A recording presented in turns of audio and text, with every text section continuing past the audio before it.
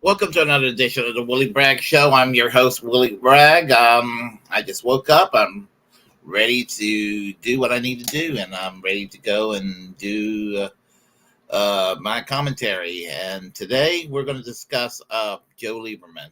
Um, on March 27th, former U.S. Senator Joe Lieberman of Connecticut passed away. He died of, I believe, was it the Presbyterian Hospital in good Lord, in the Bronx. He died of a injury due to from a fall, and and you know, and he was 82 years old. Now, why am I talking about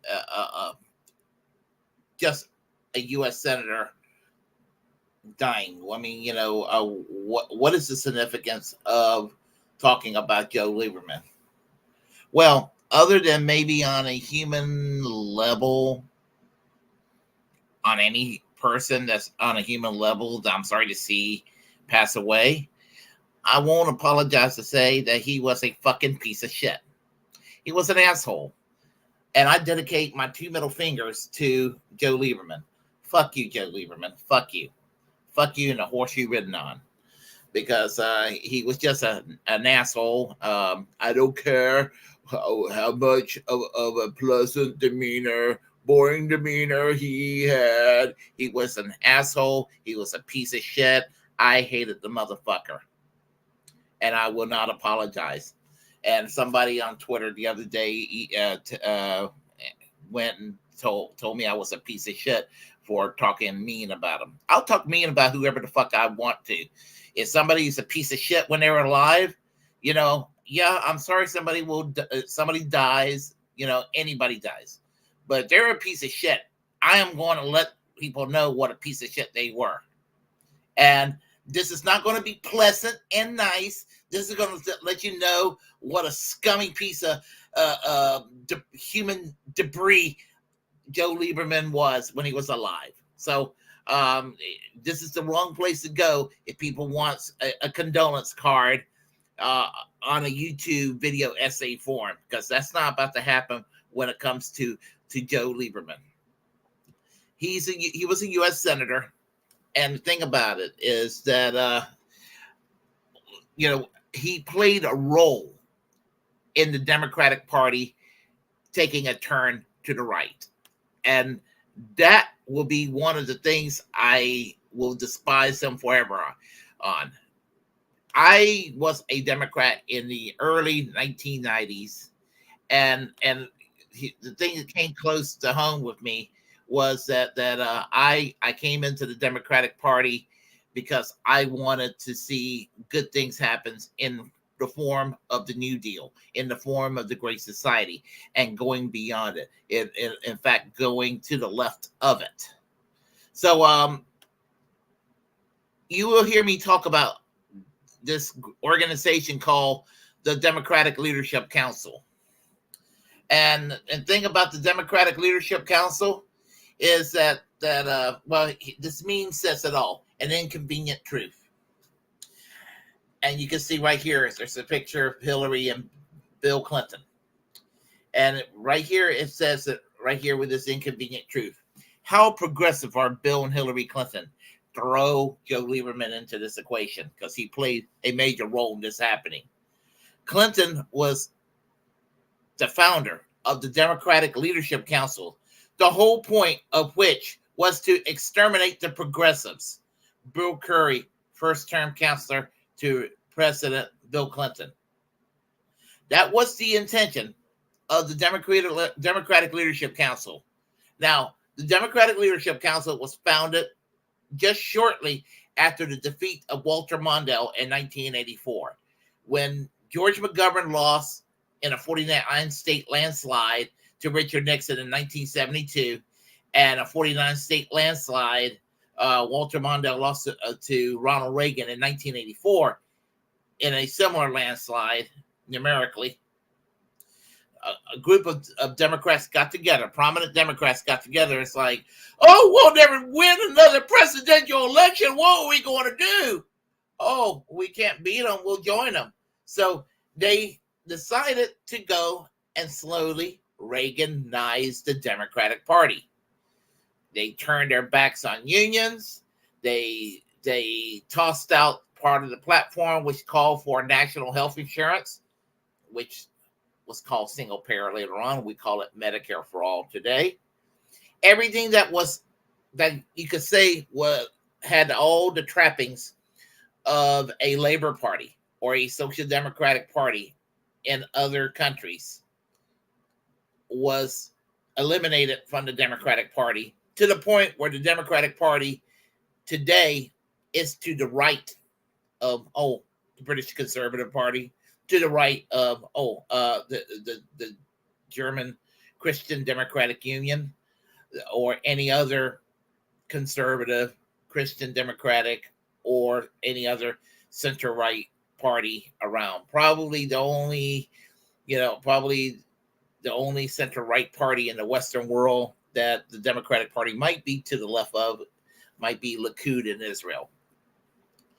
Suffice to say, Joe Lieberman was instrumental in the Democratic Party taking that turn to the right. And I will always hate the Clintons for what they have done to the Democratic Party, and I will always hate Joe Lieberman for this as well. So there you have it. Now, Jimmy Dore said that they hated Ralph Nader because he gave us George W. Bush, supposedly. And now the liberals love George W. Bush. And these same liberals, somehow, they hate Ralph Nader still. I want y'all to think about that for a second. So, Joe Lieberman was the vice presidential candidate in the year 2000. It was Al Gore, former President Al Gore, and Senator Joe Lieberman. They were the team to go against George W. Bush. Al Gore was always a piece of shit in my eyes. He was. And while he may have been marginally better than George W. Bush and Dick Cheney, you really had the Bush-Cheney faction of that ticket with Joe Lieberman as the running mate. Because what the fuck is the difference between Joe Lieberman and Dick Cheney, or Joe Lieberman and George W. Bush? What was the difference between them? Nothing. I voted third party, as I normally do in that election, in any election. I did in that election as well. And for shit libs and centrists to get angry, yes, George W. Bush was the worst president this country's ever had. But to still be mad about it when the shit libs are sucking on George W. Bush's cock these days because they hate Donald Trump that much, it's like, shut the fuck up. That's what I'll tell these people. So, without apology, I'll tell these people that. I mean, what the hell's the matter with these people? But, think about it as it goes on further than that. So, I want y'all to think about this for a second here. Joe Lieberman voted for the Iraq War. Okay. I want y'all to think about that for a second. So he voted for the Iraq War in 2002. And when he was running for president in the year 2004, and his presidential campaign went nowhere, a certain person came out of nowhere by the name of Governor Howard Dean of Vermont. Now, Howard Dean isn't really all that impressive today, but he was refreshing in the sense in 2003 that he was a soft return back toward where the Democrats kind of used to be. And in an interview with Joe Lieberman, and I can't find the video clip, and if I did, there would be a copyright. There'll be a copyright dilemma, but it happened.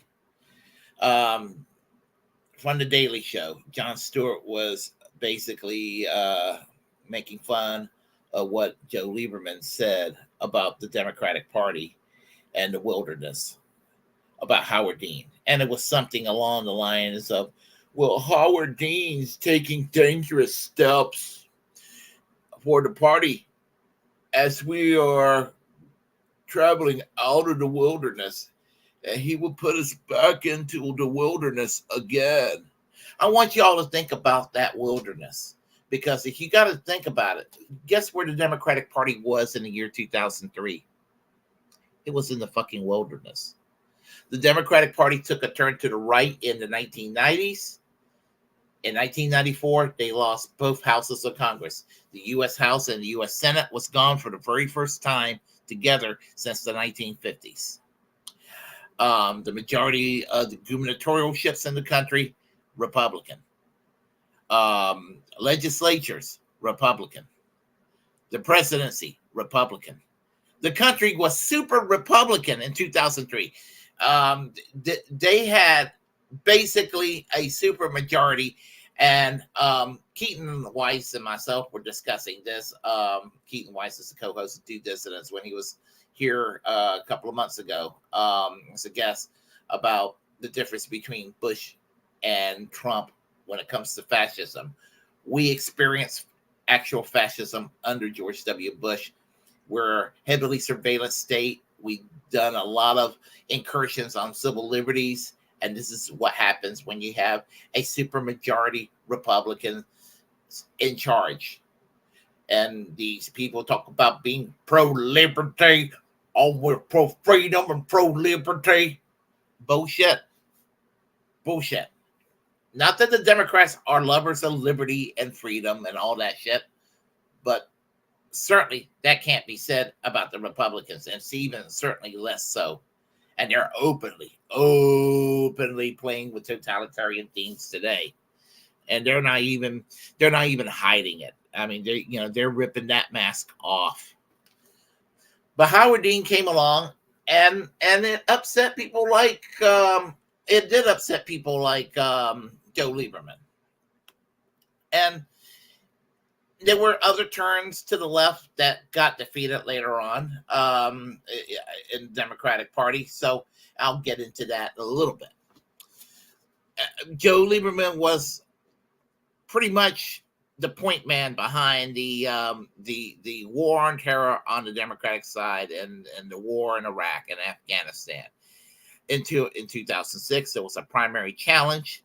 Ned Lamont, the governor of Connecticut, challenged him in the primaries and defeated Lieberman in the primaries. He was the Democratic nominee.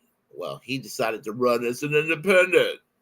And the Republicans backed Joe Lieberman and was able to keep that seat in 2006 with Republican support. So you can just see where we're headed here when it comes to Joe Lieberman. Enter the year 2008. Contentious primaries between Hillary Clinton and Barack Obama. Now, I don't particularly like, where I stand on Hillary Clinton. I hate Hillary Clinton. You know where I stand on Barack Obama as well. I'm not particularly impressed with Barack Obama. Given the choice between the two, Barack Obama is better than Hillary Clinton, but that's not saying a hell of a lot. According, not for Joe Lieberman, who claims to be a Democrat still and caucus with the Democrats in the U.S. Senate, went and endorsed John McCain for president in 2008. Because Barack Obama campaign on his opposition to the war in Iraq. Now, once Obama was president, nothing changed. Everything remained the same foreign policy wise. That is a mark against Barack Obama. But Joe Lieberman didn't think so. Joe Lieberman thought he was an appeaser and he was too soft and all this sort of nonsense shit. Now, once Obama was elected, remember, there was the Affordable Care Act that took place under Obama. Now, you know where I stand on healthcare. And I think that pretty much my audience is the same way. We all favor some kind of a single payer system in the form of Medicare for all, like they have in Canada, or maybe a national health service like they have in the UK, or a public system like they have in Cuba, or, you know, if we had to have Obamacare, that the only way you can have Obamacare and it works, it would be to have a public option or to lower Medicare eligibility from 65 down to, let's say, 50. So Obama did what was called the public option as a compromise toward the left that wanted a single payer system. And the normie Democrats, they're no different from the Republicans, other than maybe wanted to go and use convoluted language about healthcare without actually doing anything about it. So the public option was added to a Heritage Foundation plan that, yes, and I think my audience know this, but I remember a lot of people back then when I told them that Obamacare is not Obamacare, it was actually Romney Care. And Romney Care came from a plan drafted by the Heritage Foundation that basically says, dissolve health care, just mandate that people buy health insurance, which is expensive. Now, in their crazy mindset, they think, well, everybody buys health insurance, the competition is going to bring prices down. Bullshit. That is no such a thing. And I actually always thought, my little conspiracy theory, my little tinfoil hat, that the mandate for private health insurance that was favored by Republicans and the Heritage Foundation before they opposed it. They were for this plan before they opposed it. The plan was to use this because they know that the Democrats are spineless. They figure that the Democrats will go and adopt anything because that's how Democrats are. And then there will be no way that Medicare for all will ever take place. And that was part of the plan. That was part of the plan by design. Well, Joe Lieberman is tied with the insurance industries up in Connecticut. And he basically told Obama that this health care plan will not pass if we have a public option. That motherfucker, Joe Biden, used a forced to vote tactic to stop what was arguably the best part of what would have been Obamacare, the public option. Now, so when all these shit-lived progressives tell all of us, oh, the forced to vote doesn't work. Look how many times forced to vote was used, and it's worked. Those crazy Republicans in the U.S. House of Representatives, the Matt Gaetz and the people from the Anti-Freedom Caucus used it and turned Kevin McCarthy into their little bitch. Joe Manchin and Kirsten Sinema used a forced to vote tactic to kill Build Back Better. And Joe Biden used forced to vote to kill the one part of Obamacare that would have made Obamacare a success, and that would have been the public option. So if anybody tells me the forced to vote doesn't work, this is why I bitch and moan about forced to vote. And fuck Joe Biden for what he did, causing this country not to even go into anywhere near the territory of having a functioning, normal national health care system. Fuck him. So, think about it is, there are other aspects of Joe Joe Lieberman. Now, I want y'all to go back to Iraq for a second because during the time of the Iraq War after 9/11, Benjamin Netanyahu was the foreign minister in the Sharon government, and he encouraged George W. Bush and Tony Blair to go into Iraq. And Joe Lieberman has ties with the Likud party in Israel and with the far right. And he was one of the strongest right-wing voices for Zionism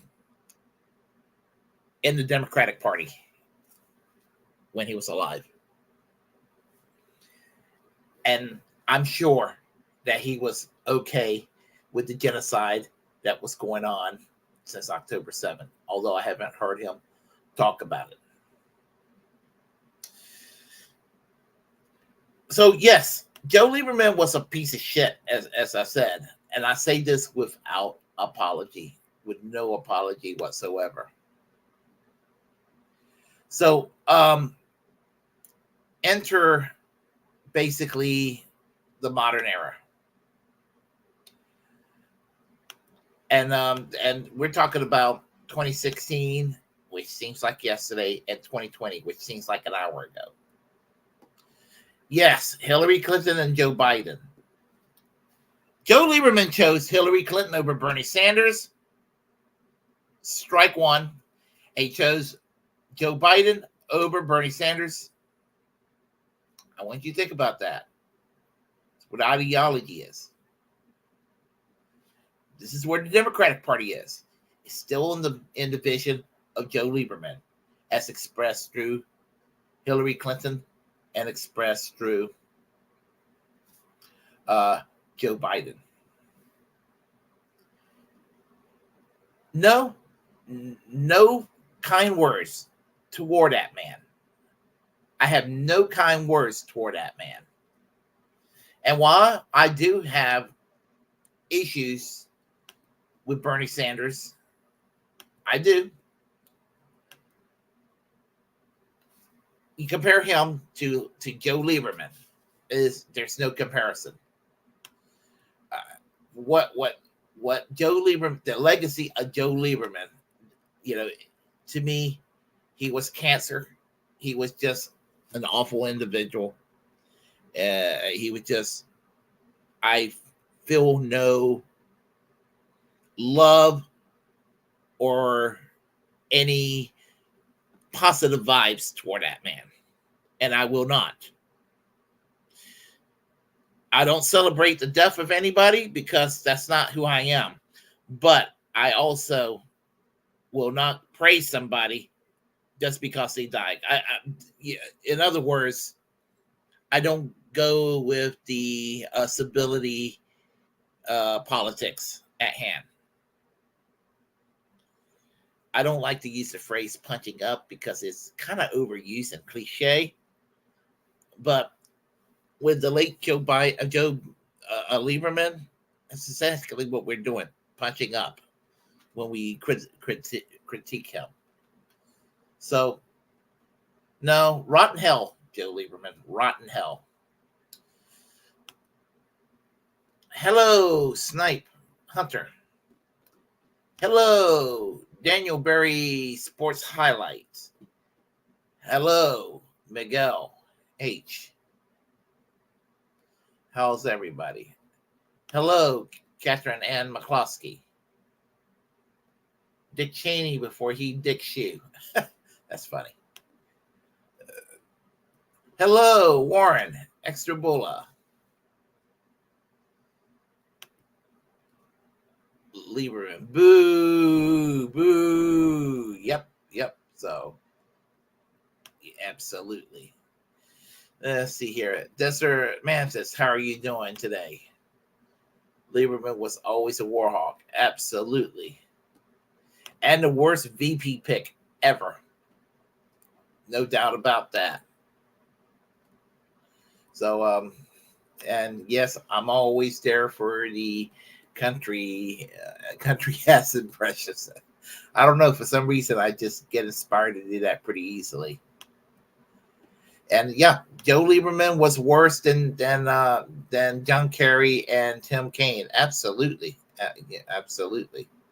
So anyway, I just wanted to go and talked about that, and also I would like to say that be sure to watch the Political Matrix this evening. Be sure to watch A Beauty and the Boomer as well, and The Secret Show at midnight. I'll and be sure to follow all of them. And I got to go and find out the date exactly because I just got a little bit of confusion over the schedule. But in a few days, it looks like I will be interviewing Jen Perlman, who is running against Debbie Wasserman Schultz in Florida District 25. I'm going to be interviewing her, and looking forward to that. And I don't know if it's this coming Tuesday or it's going to be on another day this week. But if otherwise, Bragglance will be on the air. And let me just say that if you like what you heard, please press like and comment. Comment if you disagree. We'll have a conversation. Feel free to share the contents on this channel. As the First Amendment absolutist, it's my duty to inform you to create your own platform and utilize it because we are, in fact, the muckrakers of our time. Remember to subscribe to this channel here, The Willie Bragg Show. Also, Braglands, that's also on YouTube and all the other platforms, as well as subscribing on Twitter, Facebook, Twitch. You got it. Reject corporate media, and remember to free Palestine, free Julian Assange, free healthcare for all, and of course, free speech. I am Willie Bragg. I will talk to you all later. Take care. Peace.